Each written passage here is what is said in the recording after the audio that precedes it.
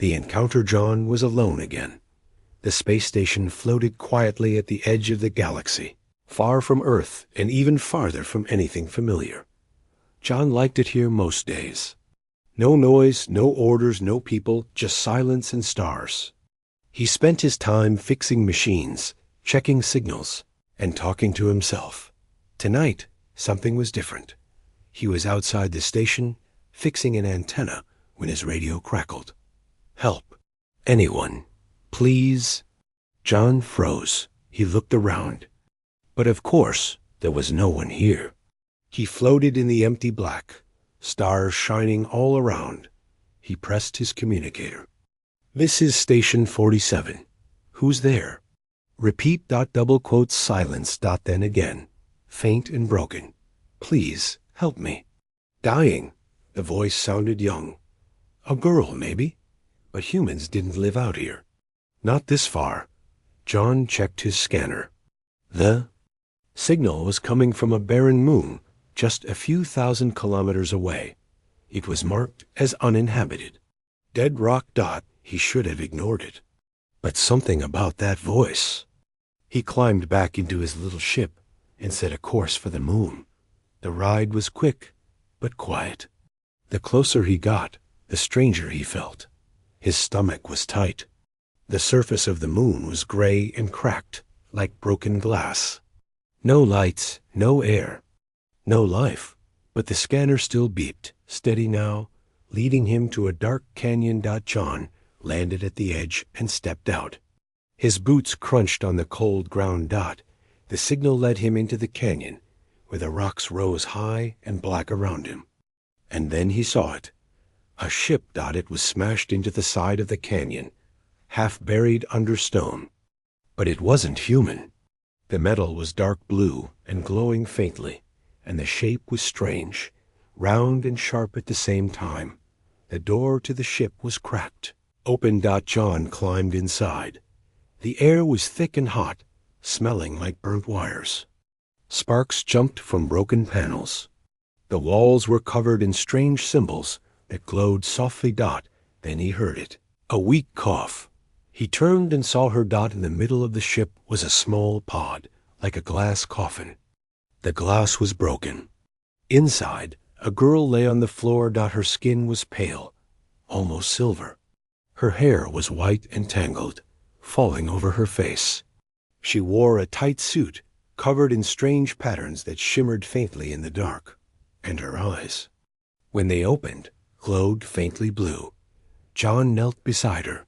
Hey, can you hear me? He asked softly. Her eyes narrowed. I don't need you, she said. Her voice was sharp but weak. John blinked. Okay. Well, you're welcome anyway, but you're hurt. I don't need you, she said. Again, louder this time, and tried to push him away. John raised his hands. Fine. No need to bite my head off. She sat up slowly, wincing. Her suit was torn at the shoulder, and a strange dark liquid was seeping from the cut. Not quite blood, but something close. Can you walk? John asked. She glared at him but didn't answer. Then something outside roared. It was low and deep, echoing through the canyon. John froze. What was that? The girl's glowing eyes went wide. No, she whispered. The ground shook. Dust fell from the ceiling. The roar came again, closer now. John's heart pounded.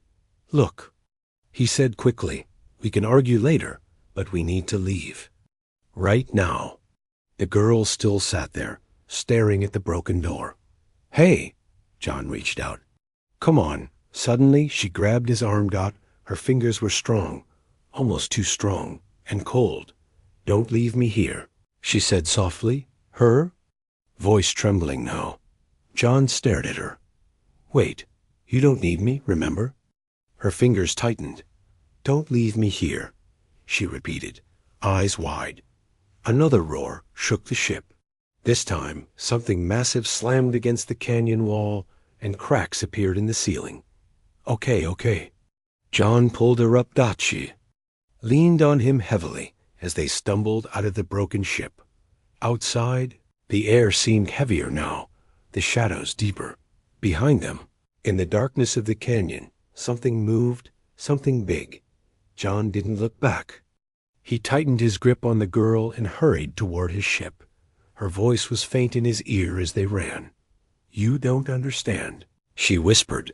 "Understand what?" John gasped, trying to catch his breath. "If it catches me," she said, her glowing eyes darting back, "it will kill you too. It will kill all of you." John swallowed hard, but kept running. For the first time in years, he wished he was back home, with people, noise, and safety.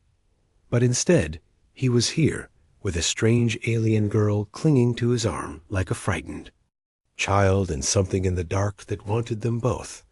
The moon shook again, and the last thing John heard before reaching his ship was that strange, terrifying roar, louder than ever, following them into the night. The chased John's ship shook as it lifted off the moon dot behind him. The canyon cracked open. Something massive moved in the darkness below, too big to see clearly, but its glowing red eyes burned in his mind. The alien girl sat beside him, silent but gripping his arm tightly. He stole a glance at her as he steered the ship upward. Her face was pale and wet with sweat. Her white hair clung to her cheeks. Those strange blue eyes stared straight ahead, unblinking. What was that thing? He demanded, trying to catch his breath. She didn't answer. "Hey," he pressed, "I just saved your life back there. You can at least tell me what's going on." Her lips finally moved. "They found me," she whispered. John's stomach turned cold. "They? Who's they?" he asked. "They don't have a name you can say," she replied softly. "And you shouldn't say it anyway. Saying it makes them closer." John frowned. "What does that even mean?" Before she could answer, the ship's alarm blared. He looked at the radar, and his heart sank. Several fast-moving objects had appeared behind them, rising from the moon like dark arrows. They were gaining on him. "What the—" "They won't stop," the girl said quietly. "You took me. Now they'll chase you too. Until one of us is gone." John cursed under his breath and pushed the engines harder. The ship groaned under. The strain got out the window. Space seemed darker than usual, and then he saw them, sleek black shapes darting between the stars. No lights, no heat signatures, just shadows moving faster than any ship should. One of them fired. A beam of red light shot past them, cutting through the black like a blade. The girl's grip on his arm tightened. "Don't let them touch us," she warned. "If they touch the hull, it's over." John yanked the controls, and the ship spun wildly. Another beam grazed the tail, and alarm screamed. "I'm trying here," he shouted. "Why are they chasing you?" She didn't answer again. Instead, she closed her eyes and placed her hand on the dashboard. Suddenly, the ship's lights flickered. The engines roared louder. The controls fought against John's hands, moving on their own. "What are you?" Her eyes snapped open, glowing even brighter now. "Hold on," she whispered. The ship jumped. It wasn't hyperspace, and it wasn't anything John had ever felt before. It was like the whole universe folded for just a second, and when it unfolded again, the ship was somewhere else entirely. John slumped in his seat, gasping for air. "What did you just do?" But she didn't answer. Her head fell forward, and she collapsed, unconscious again. John grabbed the controls and steadied the ship. Outside the window, there was nothing now. No stars, no planets. Just a black fog that shimmered faintly. He checked the radar. The black ships were still behind them, but farther now. Slower. He allowed himself a small breath of relief. But it didn't last long. The fog outside began to swirl. Strange shapes moved inside it. Long, thin figures with too many arms. And no faces. They didn't seem real. more like shadows pretending to be alive. One of them drifted closer to the window. John stared at it, unable to move. Its head tilted slowly, like it was studying him. Then it raised one of its many arms and tapped the glass. Crack. A thin spiderweb of cracks spread across the window. John jerked back to life and fired the engines again. The ship shot forward, away from the fog, but the girl still wasn't waking up. "Hey," he said, shaking her shoulder. "Hey, come on. I need you awake here." Nothing. Her skin was colder now, her breath shallow. Then she whispered something, so faint he almost didn't hear it. Too close. Too many. John bit his lip. The black ships were closing the gap again, now that the fog was behind them. Couldn't keep running forever. He needed answers. He needed her. "All right," he muttered. "Let's see what you're hiding in here." He checked her suit and found a small, glowing device strapped to her wrist. It was covered in strange symbols, but there was a single button glowing faintly. John hesitated. And he pressed it. It. Once the girl gasped, and her eyes flew open. Her hand shot out, grabbing his throat. "You touched it," she hissed. John struggled against her grip. "You weren't waking up." He choked. She let go and sank back into her seat, breathing hard. For a moment, neither of them spoke. Finally, she looked at him, her eyes calmer now, but still cold. "They won't stop," she said again. "Yeah, I figured that part out," John replied. She leaned back and closed her eyes. "You don't understand," she murmured. "You can't understand. They're not chasing me because of who I am." John frowned. "Then why?" he asked. Her eyes opened, and for the first time, he saw fear in them. "They're chasing me," she whispered, "because of who you are." John froze. The radar beeped again, louder this time. The black ships were closing in, and as the ship sped through the dark, John realized something terrible. He wasn't just saving her. She might be saving him. Or maybe she was leading him straight into the hands of whatever nightmare waited in the stars. The secret the ship floated in silence now. After hours of running, John had finally lost the black ships, or at least he thought he had. The radar showed nothing, but that didn't make him feel safe. Not anymore. The alien girl sat across from him, quiet and still. She didn't look at him. John's fingers drummed nervously on the console. He couldn't stop thinking about what she said. "They're chasing me because of who you are." What did that mean? John broke the silence. "Okay," he said. "Time to talk. You've been unconscious, grabbing my throat, shouting at me, and letting invisible monsters chase us across half the galaxy. But now you're going to tell me the truth." The girl finally raised her head. Her blue eyes glowed faintly in the owl. "Dark, there is no truth you're ready to hear," she said simply.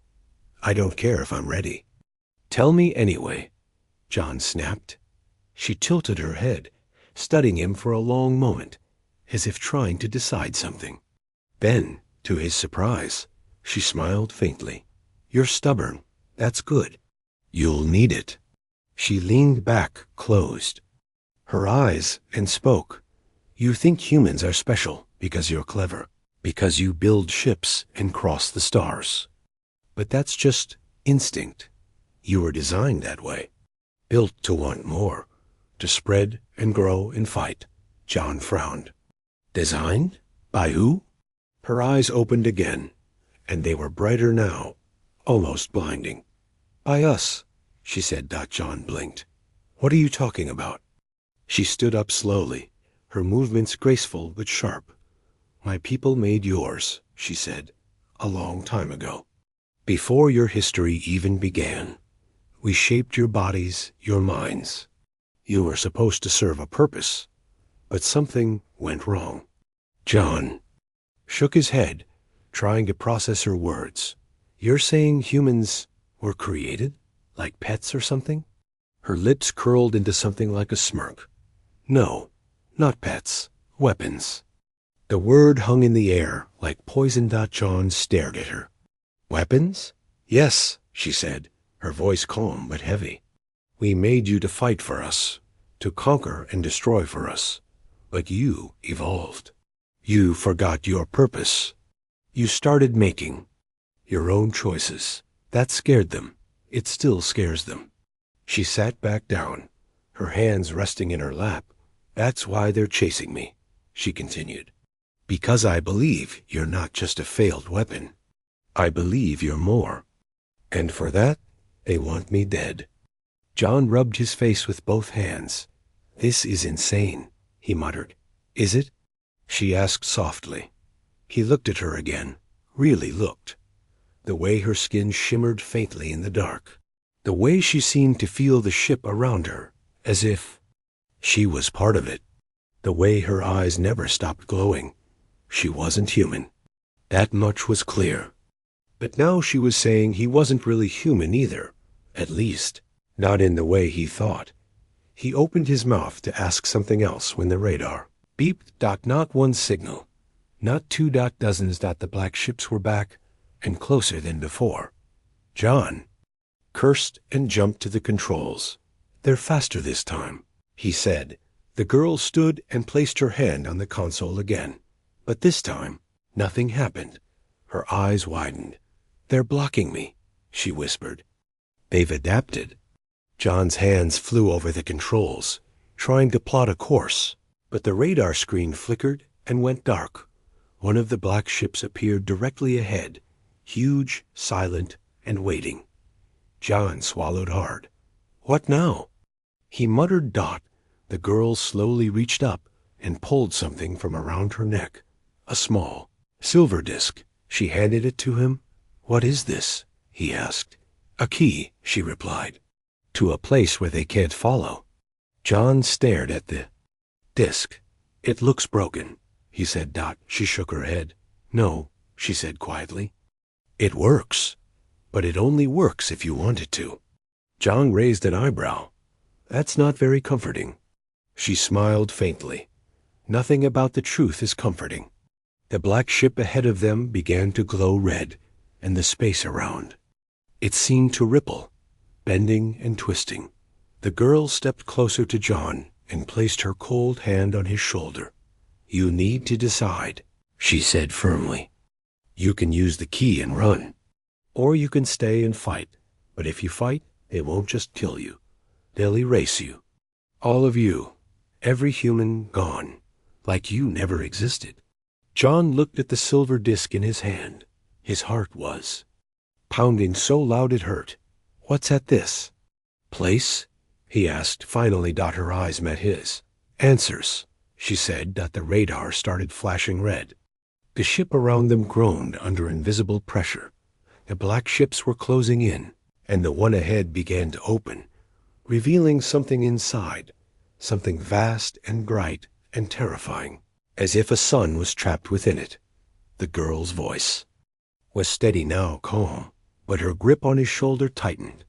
You have 10 seconds, she said softly. John stared at the key in his hand. Run or fight? He looked at her one last time, and in her glowing eyes he saw something he hadn't noticed before. Not just fear. Hope. Countdown ticked in his mind. 10. 9. 8. The black ships moved closer, their red lights spilling into the cockpit. 7. 6. The girl leaned closer and whispered, choose, human. Show me what you really are. John took a deep breath and closed his fist around the key. Asterisk, the attack. John's fist closed around the silver key. For a moment, nothing happened. The black ships kept closing in, and the strange sunlight glow in the biggest ship grew brighter, filling the cockpit with a red, angry light. Use it. The girl shouted over the sound of the alarms. I'm trying. John yelled back. His thumb pressed against the disk's surface, and suddenly everything went silent. The light outside froze. The ships froze. Even the girl froze. Time itself had stopped. John stood in the stillness, feeling something strange tug at his chest. Then he heard a voice, not hers, not his own, something older. So you choose the key. You are not ready. You are not worthy. But you choose anyway. John looked around. The cockpit dissolved into darkness, and a massive figure stepped out of the void, its face hidden, its body made of shifting stars. What are you? John asked, his voice shaking. I am what waits at the end of your kind, the figure replied. You were made to fight, to conquer, to burn. You have burned worlds already, and you will burn more. John clenched his fists. That's not true, he said. Or more than that, the figure tilted its head. Then prove it. Survive. Everything shattered. The cockpit returned. Time slammed forward. The silver key in his hand glowed hot, and a strange white light exploded outward from it, swallowing his ship and pushing the black ships back for a few seconds. Just a few seconds. The girl gasped as the light faded. You broke it, she said quietly. I bought us time, John shot back, gripping the controls, but the black ships recovered quickly. One of them fired, not a beam, but a solid dart of black metal that sliced straight through the ship's shields and buried itself in the engine. The ship shook violently. Panels fell from the walls. Sparks rained from the ceiling. We can't outrun them anymore, John said grimly. No, the girl agreed. We fight. John stared at her. With what? This isn't a battleship. The girl stood, her white hair rising slightly, as though pulled by invisible winds. Her eyes blazed brighter than ever before. This is a weapon, she said, touching the floor of the ship. The metal beneath their feet began to glow faintly. You just never knew how to use it. The ship groaned, and then it moved, not forward, not backward. It stood still, but pieces of it unfolded, twisted, and realigned. Weapons slid out of hidden compartments. The outer hull grew spikes of light. The engines roared back to life, but now they hummed with a strange alien energy. John stumbled back, staring in disbelief. What's happening? The girl smiled faintly. You're starting to wake up. The black ships didn't hesitate. They surged forward, firing beams of red energy and black darts. But this time, the ship reacted on its own. Shields flared into place. Panels of glowing light spun around them, deflecting the attacks. The girl reached out with both hands and closed her eyes. Outside, invisible forces slammed into the nearest black ship, tearing its shadowy hull apart. John took the controls and added his own moves, weaving between enemies, firing strange weapons he didn't even know the ship had. Together, they fought like a single creature, but the black ships didn't stop. One after another, they came. 10, 20, 30 for each one they destroyed. More appeared, crawling out of cracks in the void. They won't stop, John shouted. They can't, the girl replied, until one of us is gone.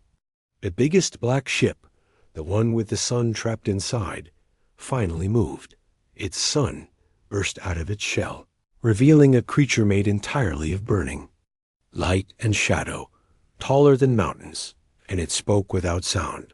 Give her to us. John felt the words in his bones. She's not yours, he said through clenched teeth. Give her to us, or you burn with her. John looked at the girl. She looked at him, her eyes softened, and for the first time she whispered, You don't have to do this. You can still give me up. You can still go home. John tightened his grip on the controls. I'm already home, he said. Right here, with you, fighting. The girl stared at him for a long, silent moment. Then she smiled. Not faintly, not coldly, but truly. Then let's burn them instead, she said. Her hair lifted higher, her whole body glowing with raw energy now. She slammed her hands on the floor, and the ship erupted with blinding light. John felt something rise inside him too. Some part of him he'd never known was there. Something ancient, fierce, and hungry. He screamed, and the ship screamed with him, charging straight at the massive burning creature. The black ship swarmed around them, but the girl's voice cut through. The chaos. Don't stop now. Show me what humans were really made for.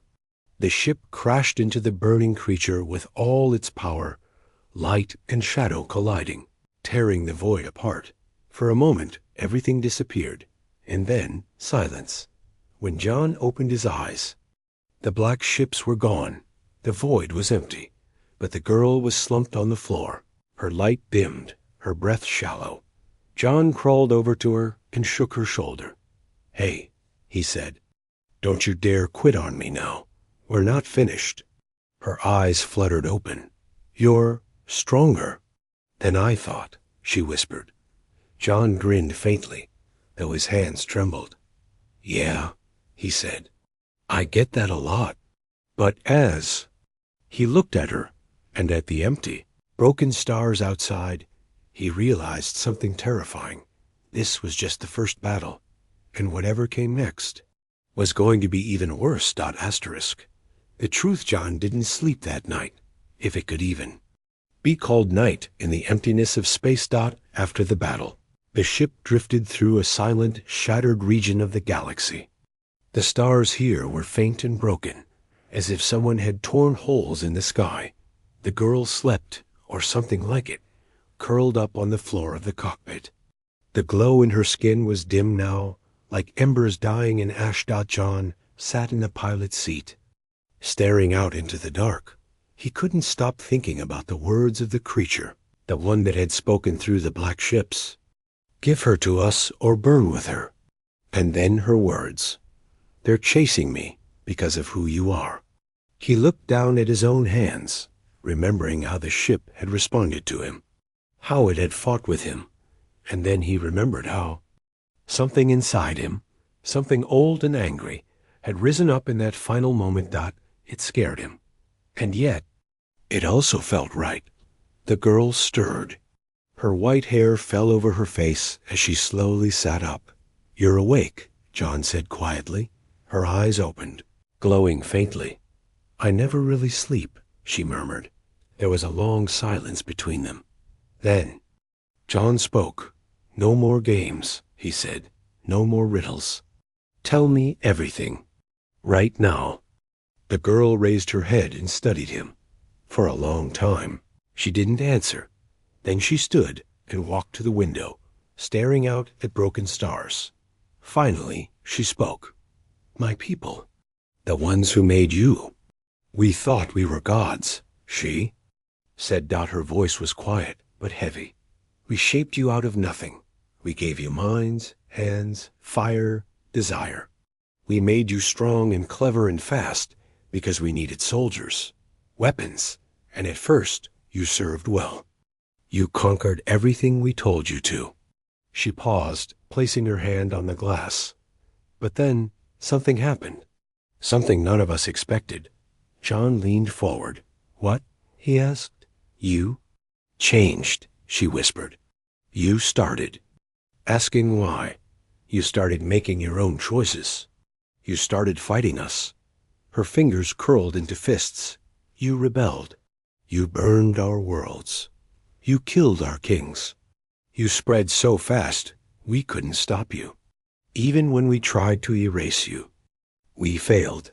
You were too strong, too alive." John swallowed hard, listening. "That's why they're afraid of you," she continued. "That's why they're afraid of me. Because I don't believe the lie anymore. I don't believe you're just a mistake. I believe you're what we should have become." Her eyes met his, glowing brighter now. "You're the future," she said softly. John shook his head, trying to take it all in. "So all of this, the black ships, the creature, you, it's all because humans decided to think for themselves?" The girl smiled faintly. "That's what makes you dangerous. You don't stop. You don't know when to stop." John stood and walked to her, his voice low. If that's true, then what are they planning? Now? Why chase me? Why now? The girl looked away. Because the others are waking up, she said. John froze. What others? She turned back to him, her expression suddenly hard and serious. There are more of you. Like you, buried and forgotten. Places, hidden under ice and stone and water.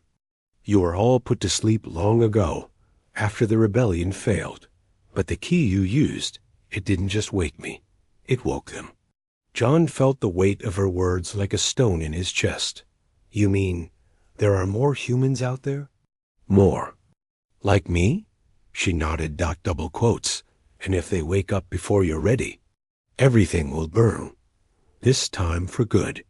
He stared at her, his mind racing. Then what do we do? He asked. Her eyes soft again. You learn, she said simply. You wake up completely, and then you lead them. John laughed bitterly. Lead them? I'm just an engineer. I don't even know what I am anymore. You're more than an engineer, she said, stepping closer. You're the proof. The reason they fear. You're what humanity was always meant to be. Before John could answer, the ship suddenly lurched. An alarm screamed.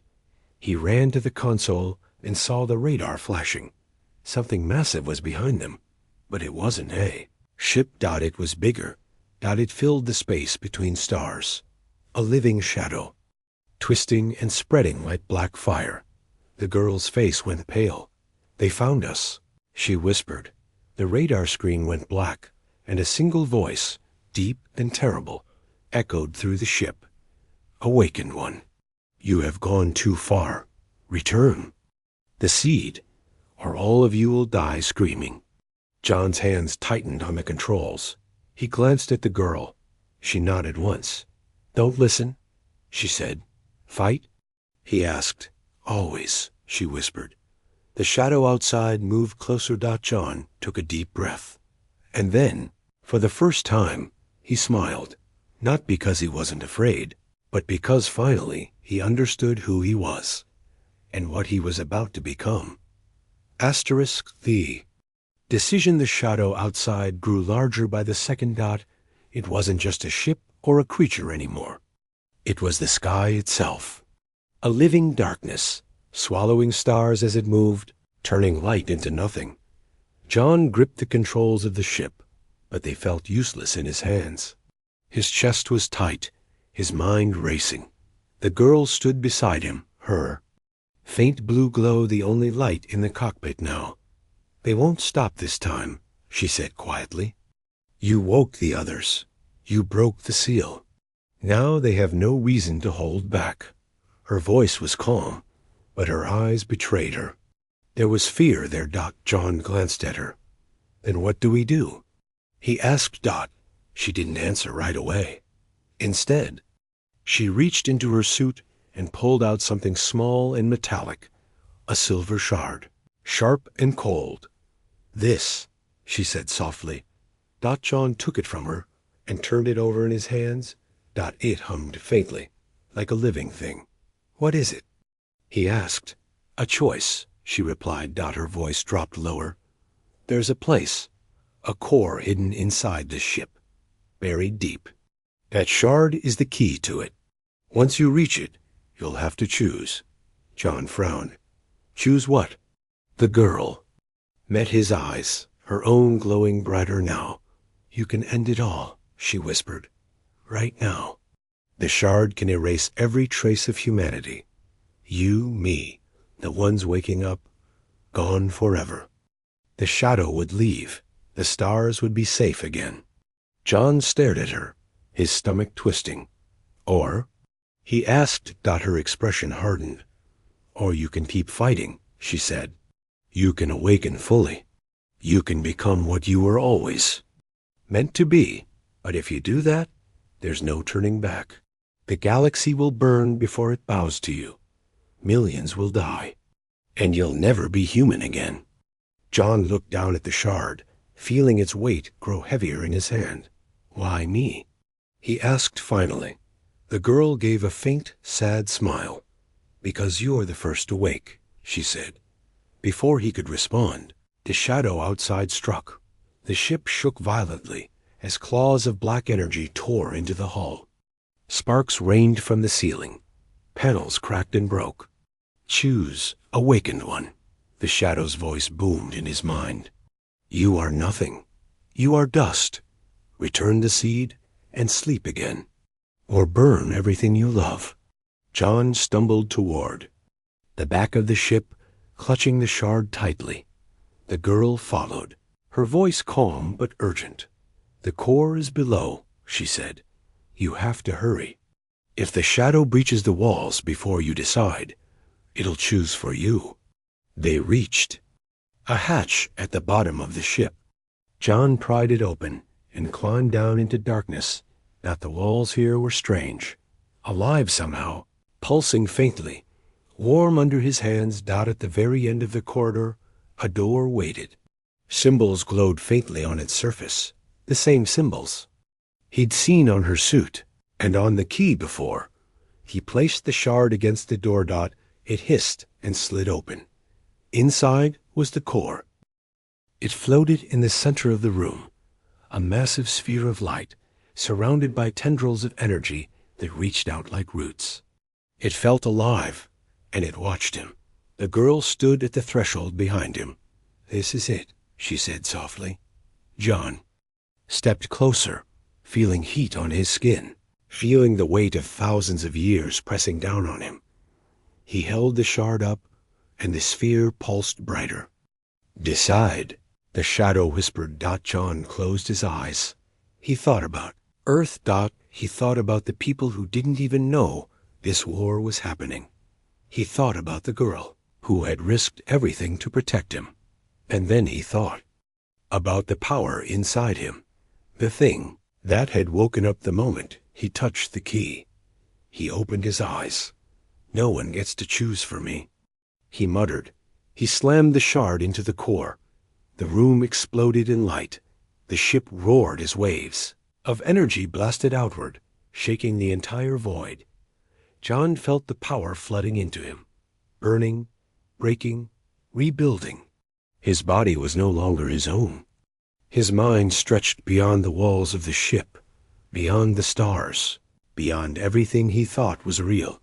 He saw the shadow clearly now, not as a monster, but as what it really was, a cage, a wall, a prison built to keep his kind asleep.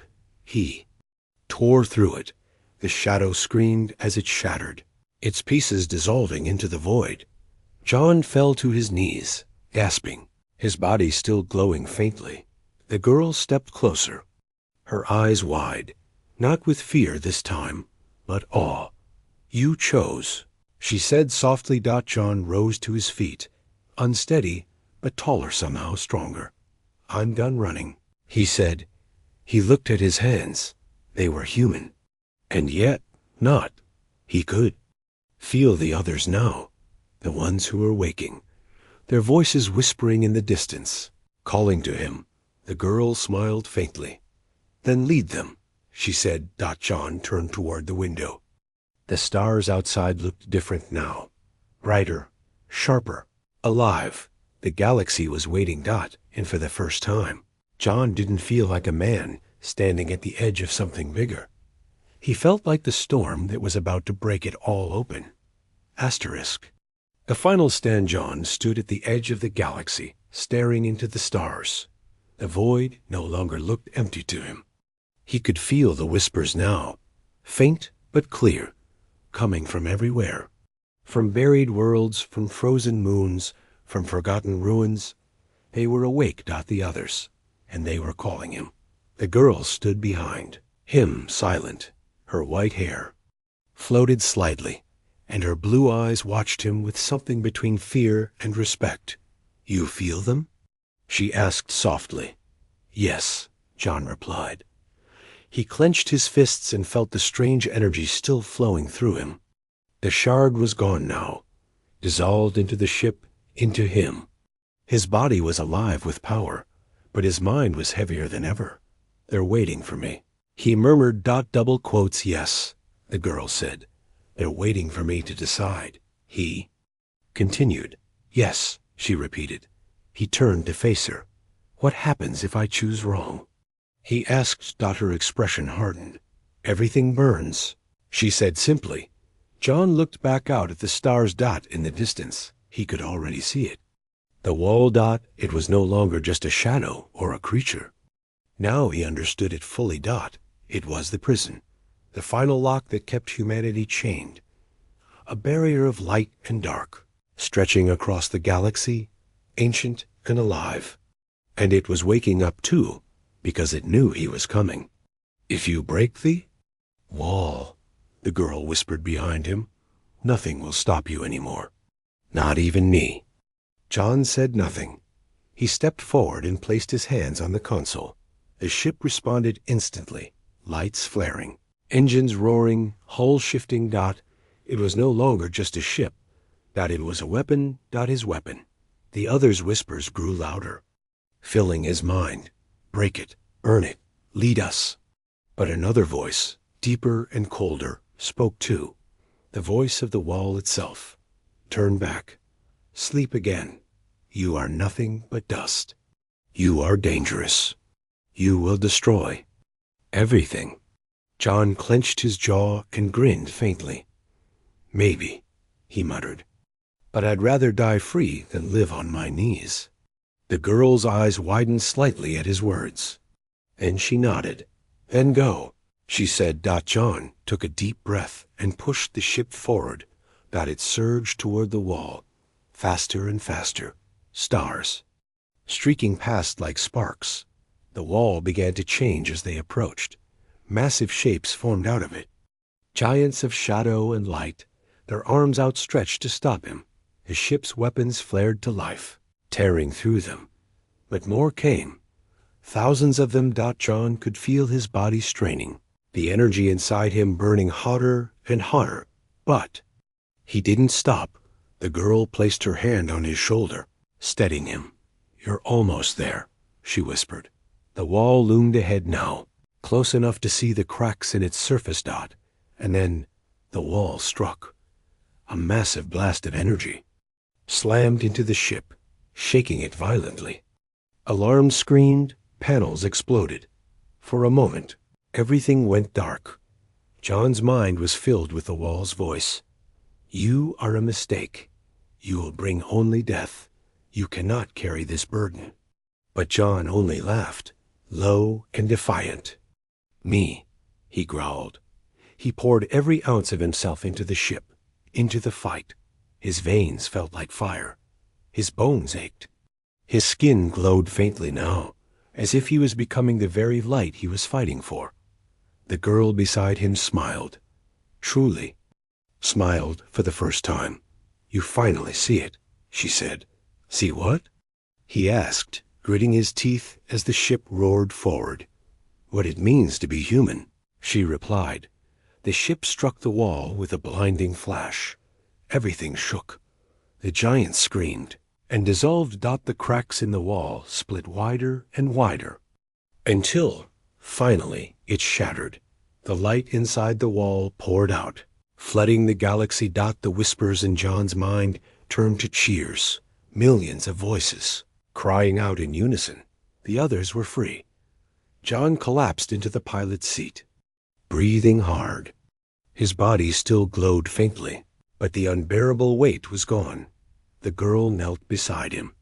You did it, she said softly. John looked out at the stars, brighter now, unchained. It's over?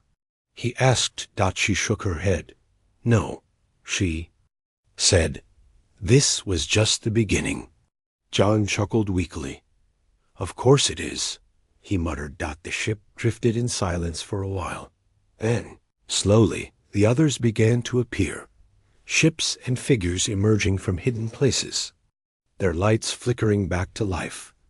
They were waiting for him. All of them. John stood, his body still trembling, and looked at the girl. She gave him a small nod. You're their leader now, she said. He stared at the others gathering outside. The ship, his people, and felt something stir deep inside. Him not fear, not doubt, but determination. He placed his hand on the glass and whispered to himself, "No more chains." Then he turned back to the girl and gave her a faint smile. "You were wrong," he said. She raised an eyebrow. "About what?" "I do need you," he said. "Just not to save me, to remind me." Her eyes softened, and for a brief second, she looked almost shy. "Then let's remind them too," she said. John nodded. And as his ship led the awakened fleet into the endless stars, the galaxy itself seemed to shiver, as though it already knew. The humans were back, and this time, they weren't asking permission.